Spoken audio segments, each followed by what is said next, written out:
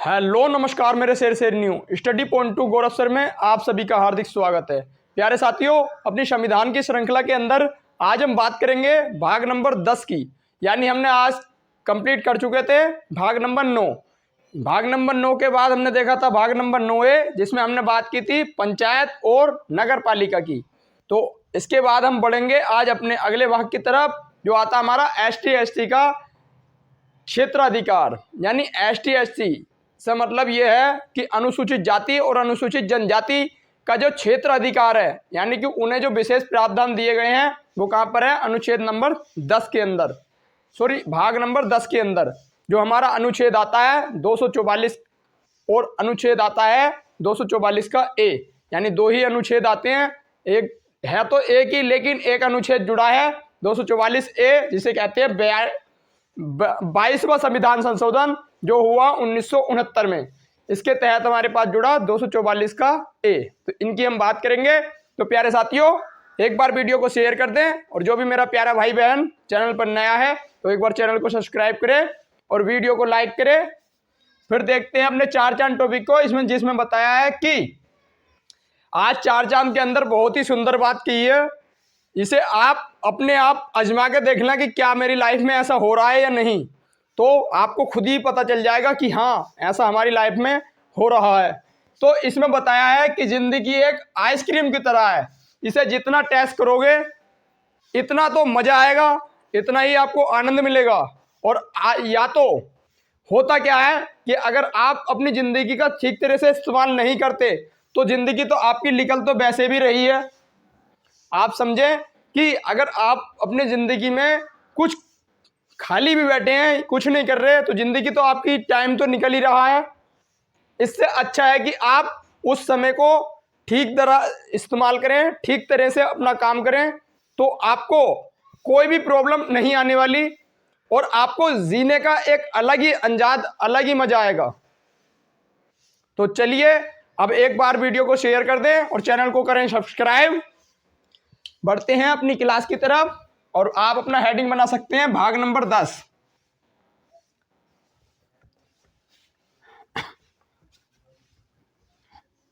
छोटा सा भाग है,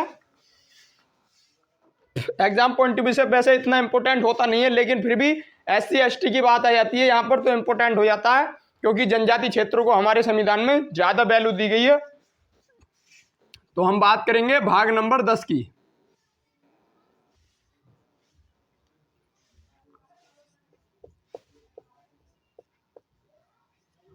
भाग नंबर 10, और इसमें है ST/ST को का क्षेत्राधिकार।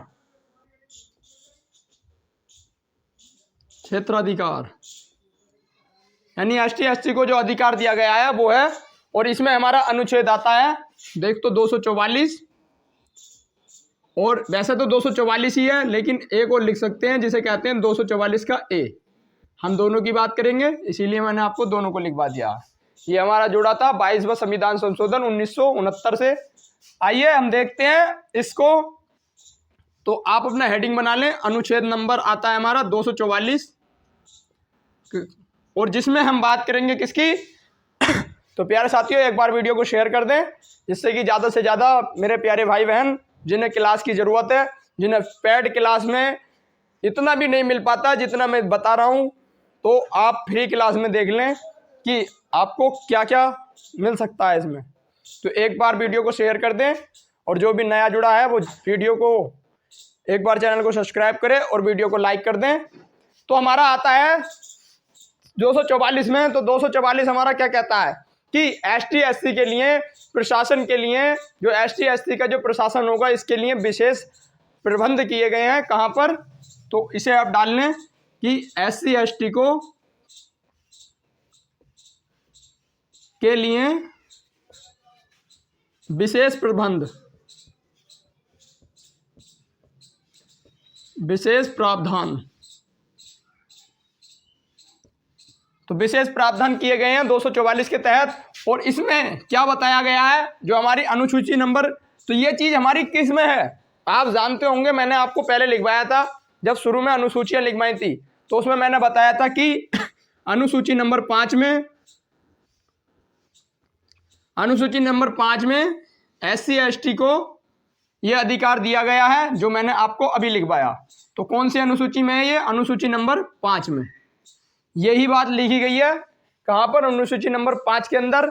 इसके बाद हमारे पास अगली जानकारी प्राप्त करेंगे। जो अगली जानकारी आती है कि इसी के अंदर आया कि जो असम, मेघालय, त्रिपुरा, मिजोरम, जो हमारे 4 राज्यों को विशेष अधिकार दिया गया है छठी अनुसूची के तहत, यानी 6वीं जो अनुसूची है उसमें दिया गया अधिकार।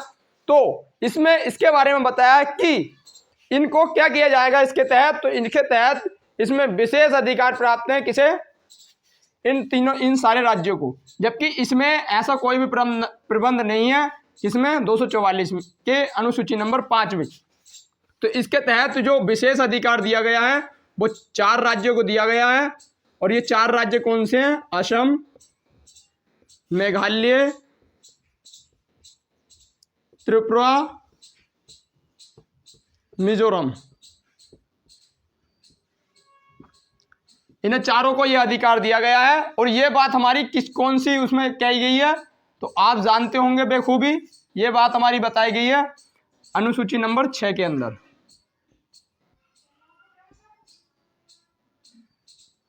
अनुसूची नंबर 6 में हमें यह बात बताई है किसके बारे में? चारों राज्यों के विशेष प्रावधान, अनुसूचित जातियों के लिए जो प्रावधान है वो यहाँ पर बताया गया है। इसके बाद आता है हमारा अगला अनुच्छेद, और अगला अनुच्छेद हमारा आता है 244 का ए। तो 244 का ए हमारे पास क्या कहता है? अनुच्छेद 244 का ए। और ये कहता है कि एक बार इसे समझे कि 244 का ए आपके सामने, आप क्योंकि हमारे संविधान के अंदर पहले ये नहीं था, ये जुड़ा कब? तो एक बार इसकी डेट लिख लें कि ये जुड़ा 22वां कॉन्स्टिट्यूशन अमेंडमेंट एक्ट, यानी 22वां संविधान संशोधन जो हुआ हमारा 1969 के अंदर। और इसके द्वारा क्या हुआ? तो इसके द्वारा इसमें बात की गई किसके? तो इसमें बात की गई कि यह अनुच्छेद बताता है कि जो हमारा असम है, असम के लिए इसमें विशेष प्रावधान दिया गया। तो इसमें बताया, पहले समझ लें आप कि इसके अंदर बताया कि असम के अंदर जो भी जनजातीय क्षेत्र हैं, उनके लिए अगर संसद चाहे तो एक स्वतंत्र राज्य का प्रबंध कर सकती है। जो हमारे पास इस टाइम वर्तमान में जो असम है, इसके अंदर जो भी जनजाति है उसमें स्वतंत्र राज्य का प्रबंध कौन कर सकता है? संसद को क्या अधिकार है कि वह असम के अंदर जनजाति क्षेत्र के लिए एक अलग राज्य का प्रबंध कर सकती है, वहां पर उसकी शासन व्यवस्था को देखते हुए। तो आप इसे नोट करें, आता है कि असम के लिए विशेष प्रबंध,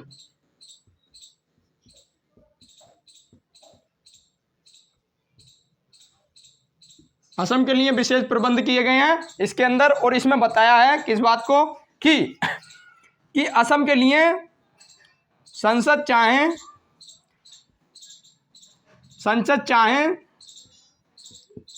तो जनजाति के लिए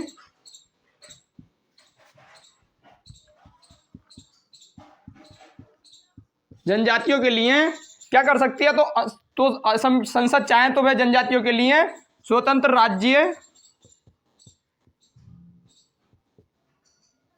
राज्य का प्रबंध कर सकती है। ये ध्यान रखना है आपको। इसके बाद हमारे पास अगली जानकारी आती है इसी के बारे में। तो आप एक बार इसे नोट करें, फिर हम अपने देखते हैं भाग नंबर अगले को, यानी इसी के अंदर ये हमारा भाग नंबर 10 कंप्लीट हो चुका है। बहुत छोटा सा भाग था, तो एक बार इसे नोट करें। इसके बाद हम अपने अगले भाग की तरफ देखेंगे, भाग नंबर 11, जिसमें आता है केंद्र और राज्यों के बीच संबंध। नोट अगर कर लिया हो तो एक बार मुझे थम्स अप जरूर कर दें, जिससे कि मैं आगे चल सकूं।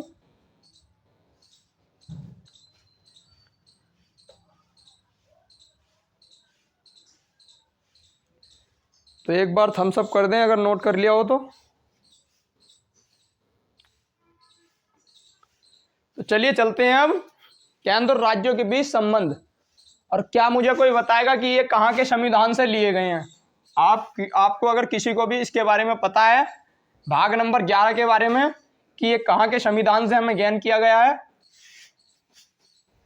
तो कहाँ के संविधान से गेन किया गया है, यानी कहाँ के संविधान से इसे लिया गया है, तो बताइए जल्दी से।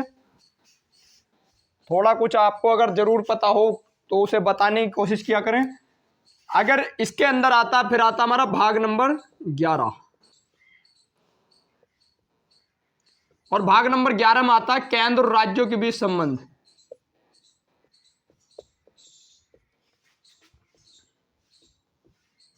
केंद्र और राज्य के बीच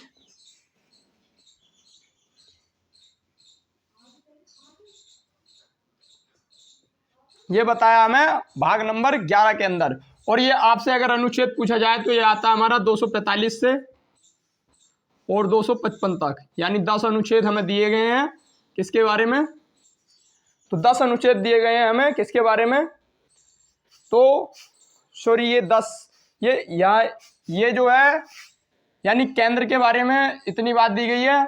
आप इसे पूरा लिख लें, 255 नहीं है, 263 है। इसके 3 भाग टूटे हुए हैं, इसीलिए ये थोड़ा गलत लिख गया मुझसे, क्योंकि मुझे ध्यान रहा कि इसके विधायक जो विधायिक अधिकार हैं वो हमारे आते हैं 245 से 255 तक। उसके बाद आते हैं हमारे प्रशासनिक अधिकार, तो इन्हें हम पार्टों में तोड़ तोड़ के पढ़ेंगे। तो आप अपना पहले पॉइंट में लिख सकते हैं कि हम पहले पढ़ेंगे 255 से 245 से 255 तक, जिसे कहते हैं वैधानिक अधिकार,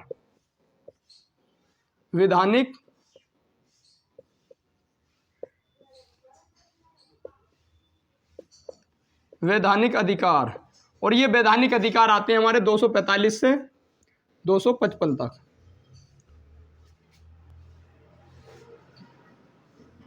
तो एक बार वीडियो को शेयर कर दें जल्दी से फटाफट, फिर हम बढ़ते हैं इस वाले पॉइंट की तरफ।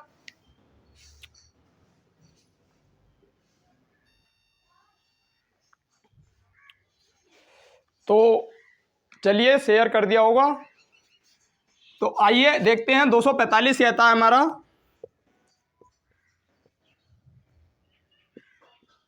टू 45। तो 245 हमारा क्या कहता है, तो 245 हमारा कहता है कि संसद को अधिकार है कि वह विधि निर्माण कर सकती है, किसके लिए, तो संघ के लिए वह विधि निर्माण कर सकती है। संघ में जो भी कार्य होते हैं उनके लिए वह उनके किसी भी भाग के लिए विधि यानी कानून बनाने का अधिकार किसके पास है, तो संसद के पास, किसके अंदर, संघ के अंदर। और इसी के अंदर आएगा कि विधानमंडल को अधिकार है कि वह राज्यों के अंदर विधि स्थापित कर उसमें उन्हें उनके कार्य सौंप सकता है। तो आइए इसे नोट कर लेते हैं। तो आता है संसद का अधिकार। संसद को क्या अधिकार है, तो संसद को अधिकार है कि वह किसी भी भाग में किसी भी भाग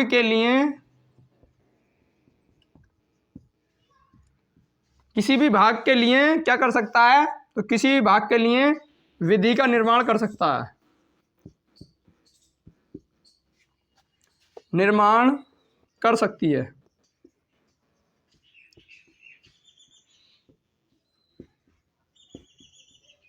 ये कहां पर दिया गया है और ये किसके लिए है, तो संसद के, मैंने आपको बता ही दिया संसद किसके लिए काम करती है, ये संघ के लिए काम करती है, ये मैंने आपको बता ही दिया है। और राज्य के लिए अगर बात आएगी तो राज्य में बात आएगी किसकी, विधानमंडल की, विधानमंडल। और कार्य क्या होगा, कार्य इसका भी यही होगा, इसे आप लिख सकते हैं सेम टू, यानी यही होएगा इसके अंदर, आप इसे नोट करें।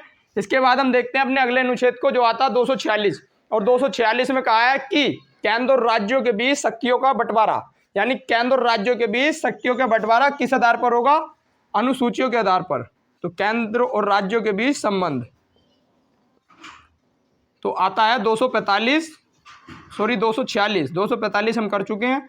तो 245 कहता है कि केंद्र और राज्यों के बीच सूचियों के सूची द्वारा संबंध, यानी केंद्र और राज्यों के बीच जो सूचियां होती हैं, जिसे हम कहते हैं, हमारी सूचियां कितनी होती हैं, ये होती हैं 3, और एक होती है हमारी संघ सूची। संघ सूची इसमें बताएं कि कितने विषय होते हैं, मैं लिखवा चुका हूं। इसके बाद आता है राज्य सूची। राज्य सूची है, इसके बाद आता है समवर्ती सूची।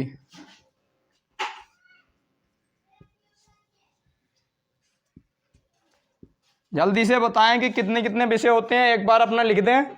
उसके बाद देखते हैं, ये आता है संघ सूची में हमारे विषय होते हैं 100। इसके बाद राज्य सूची आती है, जिसके अंदर हमारे विषय होते हैं कितने, 61। और हमारी जो आता है अगला, जिसमें कहते हैं समवर्ती सूची, इसमें हमारे विषय होते हैं 54। तो आप इन्हें ध्यान रखेंगे।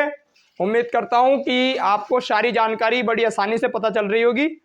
तो आइए, आपसे अगर ये भी पूछा जाए कि ये पहले कितने थे, तो ये थे पहले 66, और ये पहले कितने थे, तो ये थे पहले 47। यानी यहाँ से निकल के 5 विषयों को हमें कहाँ डाल दिया गया, तो इसके अंदर डाल दिया गया। 3 2 सॉरी, ये 52 होएगा, क्योंकि अगर इसमें अगर 5 डालेंगे तो ये 52 हो जाएगा। तो इस जगह 52 लिख लें। और ये हमारा जो चेंज आया, ये कौन से संविधान संशोधन से आया, तो 42वां संविधान संशोधन जो हुआ 1976 में। इसे आप ध्यान रखेंगे। तो प्यारे साथियों, एक बार इसे नोट करें, फिर अपनी बढ़ते हैं आगे की क्लास की तरफ। एक बार नोट करें। इसके बाद आता है हमारा अगला अनुच्छेद, और जो आता है 247, जिसमें हम बात करेंगे किसकी, तो संसद द्वारा विधि बनाई जाती है किसके लिए, उसकी हम बात करेंगे। तो इसे आप एक बार नोट कर लें।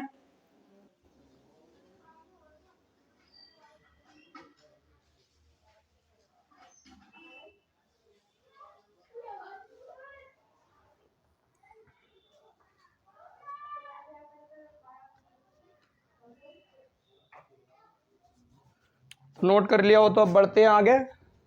मैं आपको हर क्लास में नोट करने का टाइम जरूर देता हूं। मेरा सिर्फ एक ही लक्ष्य है कि आपको सारी जानकारी बड़ी आसानी से पता चल जाए। तो आइए देखते हैं अपने अगले अनुच्छेद को। आता है अनुच्छेद नंबर 247, जो हमारा क्या बताता है, तो अनुच्छेद नंबर 247 बताता है कि अतिरिक्त न्यायालय की व्यवस्था, यानी संसद द्वारा विधि निर्माण के लिए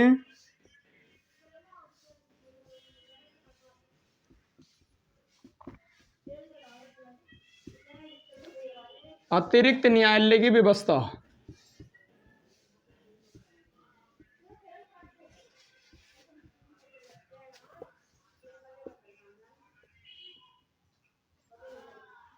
अतिरिक्त न्यायालय की व्यवस्था की गई है 247 के तहत। आप जानते होंगे कि 247 में क्या बताया है, तो अतिरिक्त न्यायालय की व्यवस्था। और ये क्यों, तो संसद अगर किसी राज्य के लिए कोई अच्छा काम करना चाहती है, तो उसके लिए वह अतिरिक्त न्यायालय की व्यवस्था कर सकती है। इसके तहत उसे पूरी कार्यवाही के लिए जिम्मेदारी दी जाएगी। तो आइए देखते हैं। इसके बाद अगला अनुच्छेद आता है, अनुच्छेद नंबर 248। और अनुच्छेद नंबर 248 क्या कहता है, तो एक बार इसे नोट करें। अनुच्छेद नंबर 248 हमारा कहता है कि संसद को अधिकार है कि वह क्या कर सकती है, तो संसद नहीं आगा इसमें बताया है कि अगर कोई भी कानून जिस पर क्या हो सकता है, तो कोई भी कानून अगर सभी कानूनों से अलग माना जाता है, तो उसके लिए विधि निर्माण का कानून कौन बना सकता है, तो उस पर कानून केंद्र बना सकता है। तो इसमें बताया, एक बार देखें, तो आता है हमारा 248 कि अगर कोई भी कानून अगर किसी अनुसूची के अंदर नहीं है, आप ऐसे लिख लें कि अगर कोई कानून, कोई भी बिल या विधेयक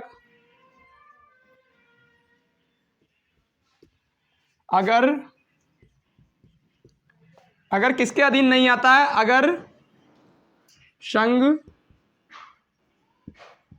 या राज्य या समवर्ती सूची, यानी समवर्ती सूची और राज्य सूची और संघ सूची के अंदर अगर कोई विषय नहीं आता है तो उस पर कानून बनाने का अधिकार किस पे है। यानी इसमें आप एक पॉइंट में लिख सकते थे कि अगर कोई भी, इसमें आप लिख सकते थे कि अगर कोई भी, यानी कि अगर कोई भी कानून अगर किसी अनुसूची में नहीं आता है तो उस पर कानून बनाने का अधिकार किसे है, तो उस पर केंद्र कानून बना सकता है, केंद्र को अधिकार है। अगर कोई भी कानून इनके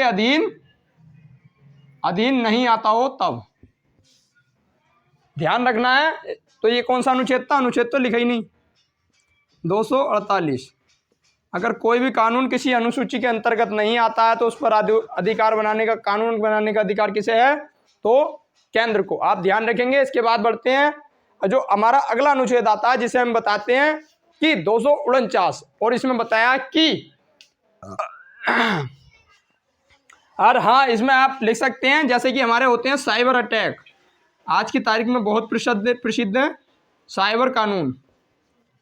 तो ये आपसे पूछा जा सकता है कि साइबर कानून कैसा है, तो या तो ना तो एक राज्य सूची में है, ना केंद्र सूची, ना समवर्ती सूची में है, और ना संघ सूची में है।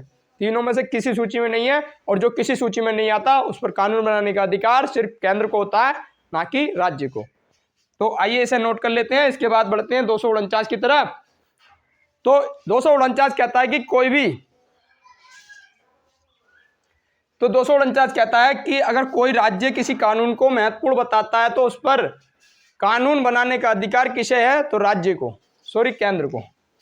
तो दो छोटा सा है, इसे आप नोट कर लें या इसे ना नोट करें, अगला अनुच्छेद नोट करें, इतना इंपॉर्टेंट नहीं है, मैंने बोल दिया, अगर चाहें तो लिख सकती हैं कि 249 कहता है कि अगर कोई राज्य कहता है कि ये कानून इंपॉर्टेंट है तो उस पर कानून बनाने का अधिकार किसे मिल जाता है, केंद्र को। इसके बाद आता है 250, और 250 थोड़ा इंपॉर्टेंट होता है हमारा, और अनुच्छेद नंबर 250 कहता है कि आपातकाल के दौरान राज्य सूची के विषयों पर कानून बनाने का अधिकार केंद्र को है, कि आपातकाल के दौरान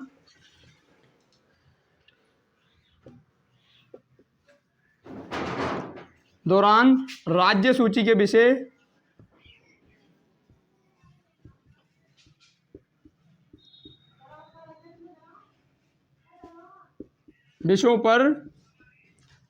कानून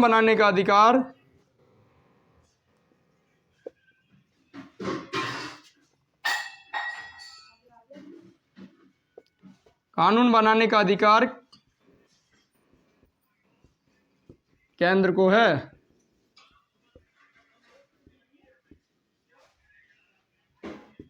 यानी राज्य सूची के विषयों पर कानून बना सकता है कौन, केंद्र, और कब, जब आपात लगा हुआ हो तब। आप कोई कमेंट बॉक्स के कमेंट करके बताएं कि हमारे भारत में अब तक कितनी बार आपातकाल लग चुका है, और वित्तीय आपात कितनी बार लग चुका है, एक बार बताएं। उसके बाद हम आगे की ओर बढ़ेंगे। मैं आपको पहले बता चुका हूं, अगर आपने पिछली क्लासें देखी होंगी तो इसका आप जवाब जरूर देंगे, मैं उम्मीद करता हूं जल्दी बताएं। फिर बढ़ते हैं। इसके बाद आता है अगला अनुच्छेद जिसे हम बताते हैं 253, और 253 में हमारा आया है कि अंतर्राष्ट्रीय संधि और समझौतों से संबंधित अगर कोई कानून आता है तो उस पर कानून बनाने का अधिकार हमारे पास किससे दिया जाता है, तो उस पर कानून बनाने का अधिकार केंद्र को है। तो अगला लिख लें 253 कि केंद्र और राज्य के बीच, तो इसमें 253 में बताया है कि किस बारे में, तो 253 हमारा कहता है कि अंतर्राष्ट्रीय, आप अंतर्राष्ट्रीय को देख लें, हिंदी में शुद्ध वर्तनी में इस तरह से लिखा जाता है, तो अंतर्राष्ट्रीय संधि समझौते, अंतर्राष्ट्रीय संधि और समझौतों से संबंधित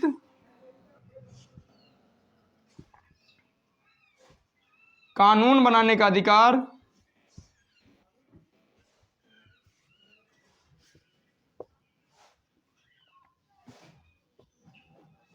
अधिकार किसको है? तो कानून बनाने का अधिकार राज्य को, सॉरी केंद्र को है।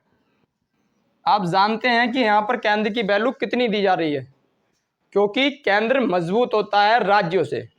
राज्यों में अगर कोई काम नहीं किया गया तो, यानी कि राज्यों से अगर कोई काम नहीं हो रहा तो उसका भी जुम्मा कौन उठा लेता है? केंद्र, वही करता है उस काम को। इसमें फाइनल बात यही बताई है। इसके बाद आता है हमारा अगला अनुच्छेद, और अगले अनुच्छेद की हम बात करेंगे कि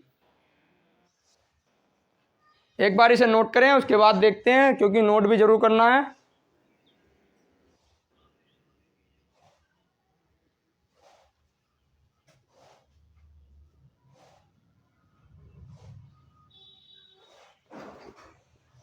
तो आइए, इसके बाद आता है हमारा अगला अनुच्छेद। तो अगले अनुच्छेद में बताया है कि अनुच्छेद नंबर 254। तो अनुच्छेद नंबर 254 कहता है कि संघ और राज्यों में अगर कोई मतभेद होता है, तो मैं आपको जैसे अभी बता रहा था कि अगर कोई भी बातचीत होती है तो उस पर किसकी वैल्यू ज़्यादा होगी? केंद्र की। तो वही बात हमारे अगले अनुच्छेद में है कि संघ और राज्यों के बीच अगर कोई मतभेद होता है तो उस पर जो कानून बनाने का जो मुख्य अधिकार होगा, यानी जो कानून माना जाएगा वो किसका माना जाएगा? कोई भी विधि स्थापित की जाएगी तो वो मानी जाएगी संसद की, ना कि विधानमंडल की। तो देख लें आप इसे कि इसमें बताया है कि किसके बारे में? तो कि अगर संघ, इसमें बताया संघ और राज्य के बीच कोई मतभेद होता है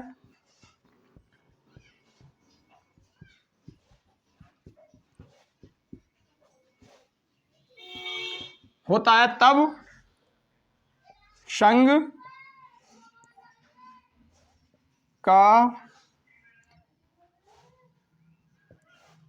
का कानून मान्य होगा।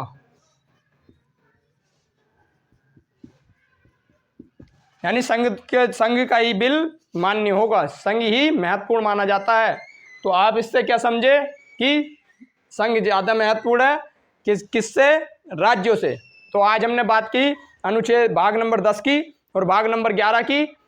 भाग नंबर 11 के जो और अधिकार हैं जिसे हम कहते हैं प्रशासनिक अधिकार, और अगला आता है हमारे पास इसी के अंदर वित्तीय अधिकार जो आता है भाग नंबर 12 में। तो इनकी हम बात करेंगे प्यारे साथियों कल। तो आज की क्लास हमारी यहीं रुकेगी। अगर आपको ये वीडियो पसंद आया हो तो वीडियो को लाइक कर दें, कमेंट कर दें कि क्लास कैसी लगी, और आपको अगर और भी क्लास संबंधित अगर कोई जानकारी चाहिए तो उसे आप कमेंट में कमेंट कर दें, जिससे कि मैं आपकी जानकारी को कमेंट में ही बता दूंगा। तो आइए अब चलते हैं अंत में वही, अगर आपका कोई क्वेश्चन है तो एक बार पूछ लें, फिर बढ़ते हैं, या उसे कमेंट में कमेंट कर देना। अब चलते हैं अंत में वही, खुश रहें, मस्त रहें, अपने अन्नदाता अपने गुरुजनों का सम्मान करें। बाकी के लिए जय हिंद, जय भारत।